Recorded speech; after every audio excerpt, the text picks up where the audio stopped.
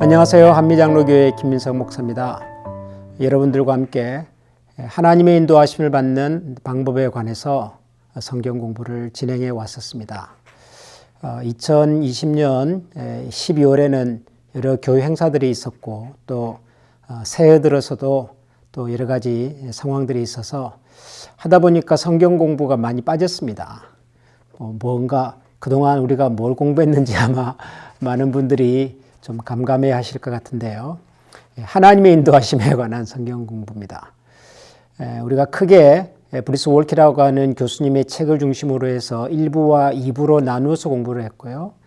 1부에서는 일반적으로 사람들이 생각하는 하나님의 뜻을 찾는다, 또 하나님의 뜻을 발견한다라고 하는 말이 가지고 있는 의미에 대해서, 또 그런 표현이 가지고 있는 일종의 함정 같은 것에 대해서 같이 공부를 했었습니다. 그리고 난 다음에 이제 두 번째 파트에 들어와서는 하나님의 인도하심을 받는 구체적인 성경의 지침을 한 7가지 정도로 나눠서 공부를 하고 있는데요. 처음 두 가지를 우리가 살펴보았죠. 첫 번째가 성경을 읽자. 성경이 바로 하나님이 어떤 분이신지, 하나님이 무엇을 원하시고 기뻐하시는지를 가장 잘 가르쳐주는 책이기 때문에 무엇보다도 성경을 읽자. 성경을 통해서 하나님의 인도하심을 받는 것이 첫 번째 단계다라는 말씀을 드렸고요. 그 다음에 이제 두 번째로 살폈던 것이 뭐냐면 하나님을 향한 마음을 키우자. 이런 말씀을 드렸습니다. 하나님을 향한 마음을 키운다. 이건 뭐냐 그러면은 무슨 결정을 하든지 사실은 우리가 하는 것이죠.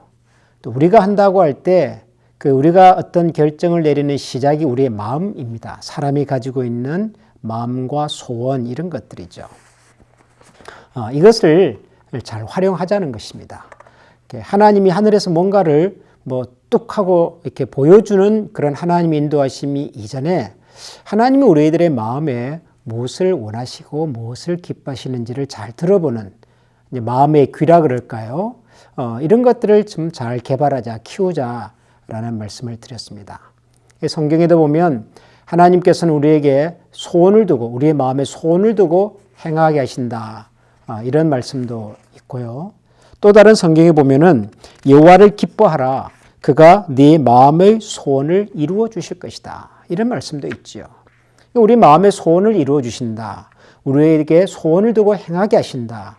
이런 성경 구절들을 우리가 살펴보면서 마음의 소원을 따라서 우리가 중요하다고 여기는 것들을 판단하고 결정할 수 있다. 그런 말씀을 드렸습니다. 우리의 마음이 중요하다. 자, 이제 오늘은 세 번째 시간인데요. 오늘 세 번째 원리는 마음을 잘 지키자라고 하는 것입니다.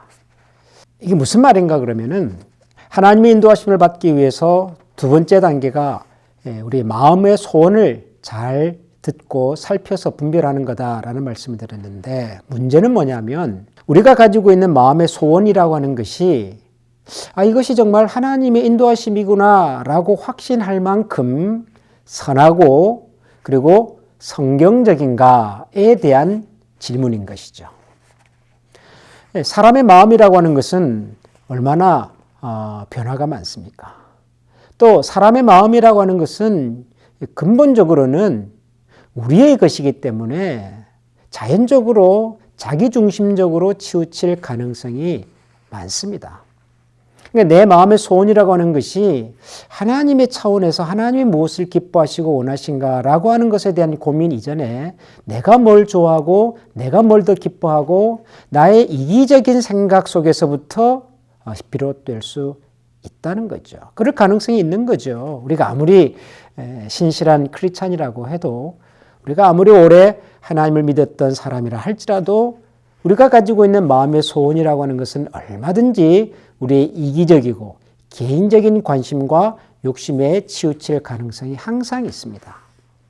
그렇기 때문에 우리가 하나님의 인도하심을 받기 위해서 우리의 마음의 소리를 잘 듣는 것이 중요하고 필요한 일이기는 하나, 과연 그 마음의 소리가 하나님께서 정말 원하시는 것인지 기뻐하시는 것인지, 그게 정말 성경적인 가르침과 같이 가는 것인지에 대한 확인이 필요한 것이죠. 그 영어의 verification이라고 하는 단어가 있죠. verify라고 하는 단어가 있지 않습니까? 뭘 확인하는 거죠. 은행이라든가 혹은 보험이라든가 금융거래를 이렇게 하다 보면 이건 중요한 개인정보들이 이제 관련되어 있는 것이기 때문에 기본적인 정보를 보내도 거기서 verification을 요구할 때가 있습니다.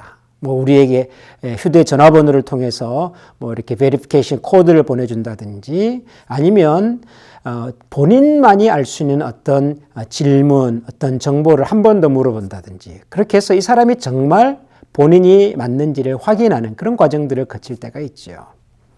마찬가지입니다. 우리가 하나님의 인도하심을 받기 위해서 우리 마음의 소리를 잘 듣는 것이 필요한데 이 마음의 소리가 정말 하나님이 기뻐하시는 것인지를 한 번 더 verify 하자는 거죠.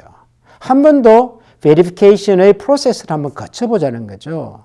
그런 프로세스를 거치고 나면 정말 내가 이 마음의 소리를 들어서 판단하고 결정하는 것이 그래도 뭐 100% 완벽하게 이게 하나님의 뜻이다. 그렇게 말할 수는 없을지 몰라도 어느 정도는 하나님께서 이렇게 하시는 것을 기뻐하시겠구나라고 하는 확신은 가질 수 있다는 거죠. 그 얘기입니다. 오늘 나누려고 하는 것은 우리의 마음을 키우자. 이 교재를 읽어보시면 이 6장 지금 우리가 여러분들과 함께 생각해 보려고 하는 이 주제를 소개하는 이 챕터의 제일 처음에 잠언에 있는 이런 말씀이 소개되어 있습니다. 잠언 4장 23절인데요. 모든 지킬 만한 것 중에 더욱 네 마음을 지키라. 생명의 근원이 이에서 남이니라. 마음의 소리를 듣는다, 마음을 따라 결정한다 이런 얘기들을 우리가 많이 했지 않습니까? 그 마음의 소리, 소원에 대한 성경의 또 다른 측면에서의 경고라 그럴까요? 안내 지침이라 그럴까요? 이렇게 말하는 것입니다. 무릇 지킬 만한 것 중에 더욱 내 마음을 지켜라. 마음을 좀 잘 다스려라. 다듬어 보아라. 살펴보아라. 예레미야서에 보면은 예레미야 선지자는 이렇게까지도 얘기한 적이 있습니다. 예레미야서 17장 9절에 보면 만물보다 거짓되고 심히 부패한 것은 마음이라. 누가 능히 이를 알리요. 사람의 마음이라고 하는 것이 참 선하고 좋은 것이기는 하나 때로는 이 세상 그 어떤 것보다도 아주 쉽게 부패될 수 있는 것이기도 하다. 이런 경고의 메시지를 주시기도 하셨습니다. 그래서 마음이 중요한데 마음의 소리를 한 번 더 검증해 보는 과정들이 필요하겠다. 정말 하나님이 기뻐하시는 소리인지를 알기 위해서. 그러기 위해서 이 책을 쓰신 브루스 월키 교수님은 한 7, 8가지를 이렇게 제안을 합니다. 우리의 마음이 정말 예를 들면 성경과 부합하는가, 또 우리의 마음의 소원이 나를 따르라는 예수님의 부르심과 부합하는가, 우리 마음의 소원이 우리 몸을 산 제물로 드리라고 하는 성경의 가르침과 부합하는가, 우리의 마음의 소원이 우리가 가지고 있는 믿음과 부합하는가, 이런 여러 가지 우리를 검증해 볼 수 있는 잣대라 그럴까요? 기준이랄까요? 이런 것들을 제시하고 있습니다. 여러분 한번 이 내용을 하나하나 차근차근 읽어보시면 좋을 것 같습니다. 그런데 저는 이 8가지 정도의 내용들을 한 3가지 정도로 압축해서 저는 이렇게 좀 말씀을 드리고 있습니다. 우리 마음의 소원이, 마음의 소리가 정말 하나님이 기뻐하시는 것인지를 알 수 있는, 또 알기 위한 첫 번째 방법은 우리 마음의 소원이 정말 성경이 우리에게 일관되게 가르치고 있는 것과 같이 가는가 하는 것입니다. 성경이 우리에게 항상 이야기하고 있는 성경의 기본적인 메시지, 성경의 기본적인 가르침 위에 서 있는가 하는 것입니다. 우리 마음의 소원이. 그러면 성경이 우리에게 일관되게 가르치는 것이 과연 뭐냐에 대한 또 대답이 필요하겠죠. 성경은 너무 많은 것을 우리에게 얘기하고 있는 책이지 않겠습니까? 이 많은 성경의 내용들이 일관되게 우리에게 얘기하는 가장 중요하고 핵심적인 것이 뭐냐라고 묻는다면 그것은 마태복음 22장에서 예수님께서 신구약 성경을 단 2가지로 요약해 주셨던 그 말씀 속에 있다고 우리가 말할 수 있겠죠.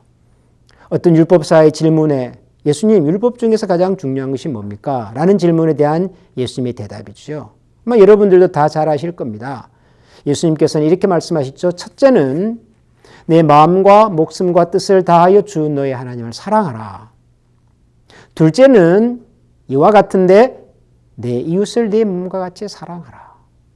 이 두 가지가 온 율법과 선지자의 대강령이다, 요약이다, 가르침이다. 그렇게 말씀하셨습니다.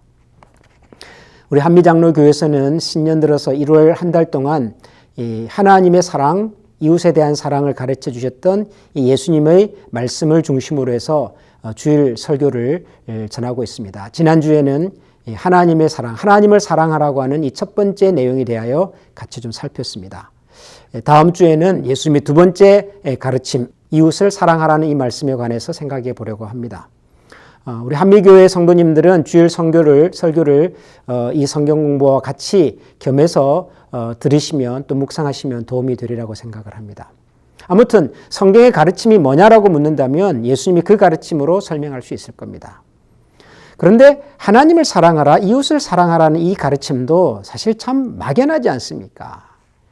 도대체 뭐 어디서 어디까지가 하나님의 사랑인지, 뭘 하는 것이 구체적으로 이웃을 하는 것인지 이게 설명이 쉽지가 않습니다. 그런데 이것을 이 브루스 월키 교수님은 이렇게 또 세분합니다. 하나님을 사랑하고 이웃을 사랑하라고 하는 아주 포괄적인 계명은 10계명이라고 하는 10가지의 또 세부적인 계명으로 나누어져 있다. 10계명에서 첫 번째 계명, 하나님을 위하여 다른 신을 섬기지 말라부터 시작을 해서 안식일을 기억하여 거룩하게 지켜라. 이 네 번째까지는 하나님 사랑에 관한 계명이지 않냐. 그러므로 이 네 번째 계명을 잘 들여다보고 그 말씀을 따라 살려고 노력하는 것이 하나님 사랑의 첫걸음이다. 그렇게 말씀을 하십니다. 이웃 사랑은 뭐예요?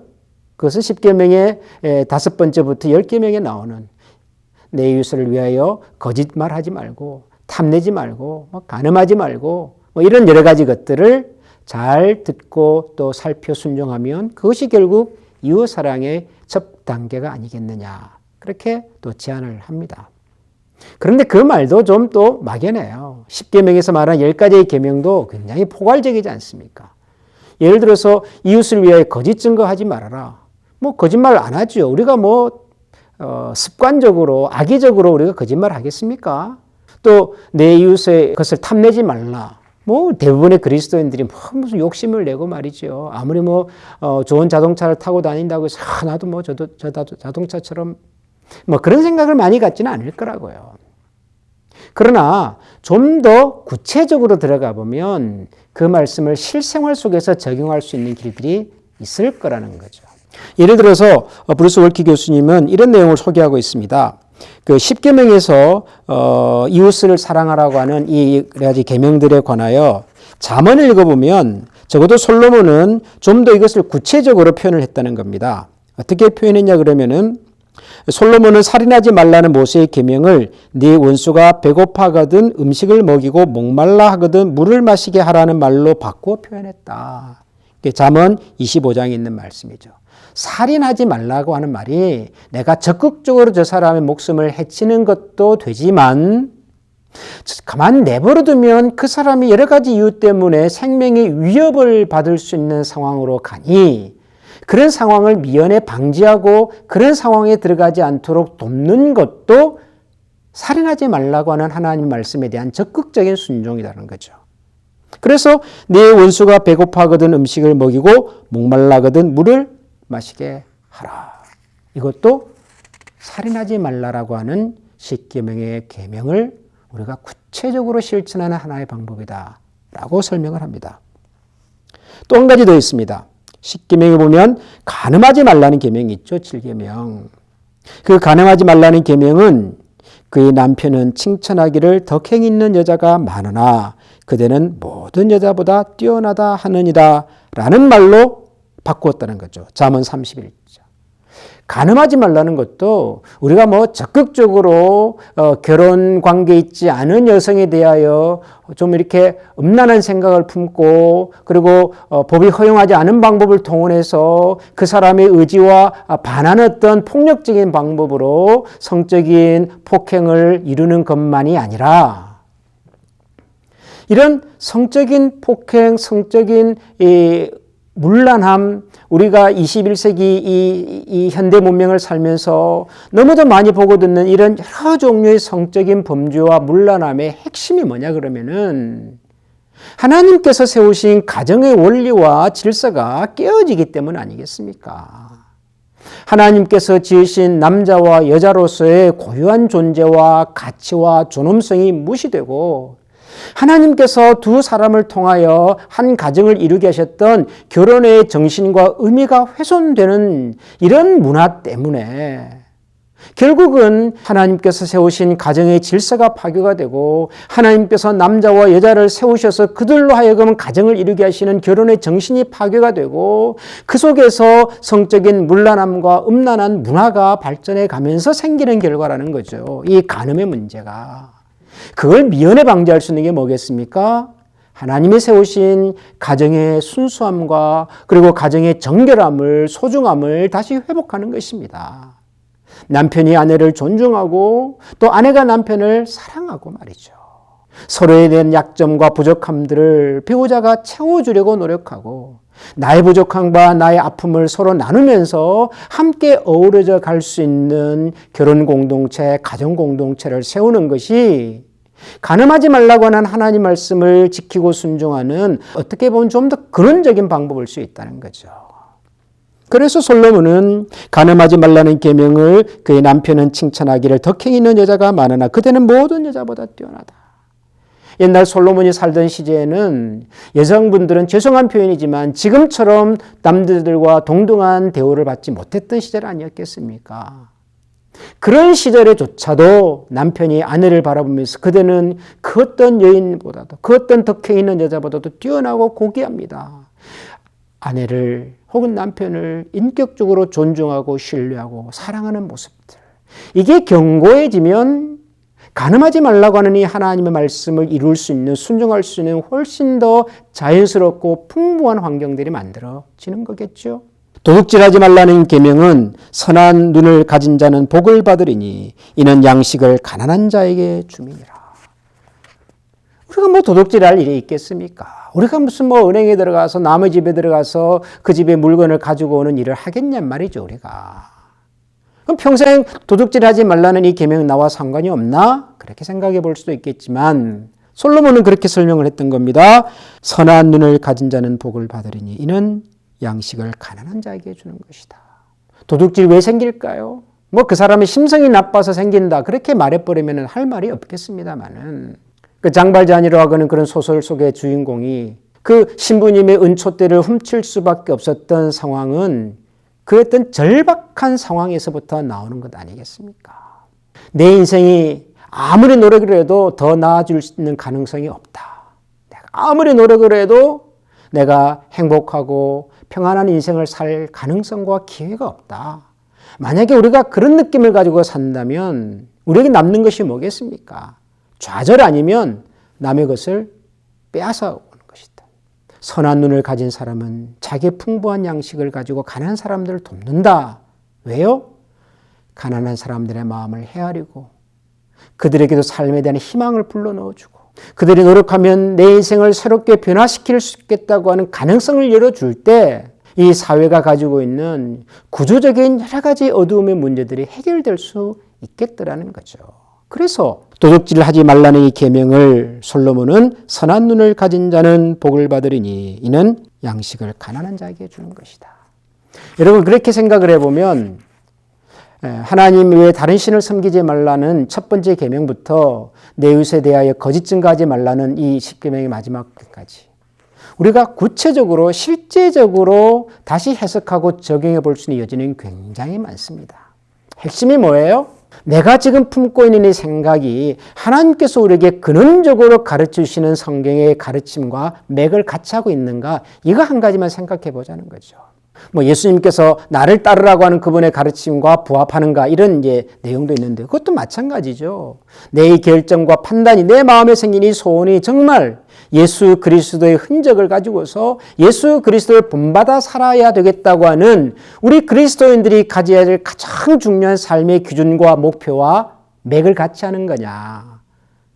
내가 이 결정과 이 판단을 통해서 정말 내 속에 예수 그리스도의 형상이 만들어지냐? 예수 그리스도의 인품이 내 속에 만들어지는가? 이거 우리가 생각해 보면 되는 거죠. 내가 드리는 기도와 맥을 같이 하고 있는가? 그런 부분도 있습니다. 여러분, 저는 그런 생각을 합니다.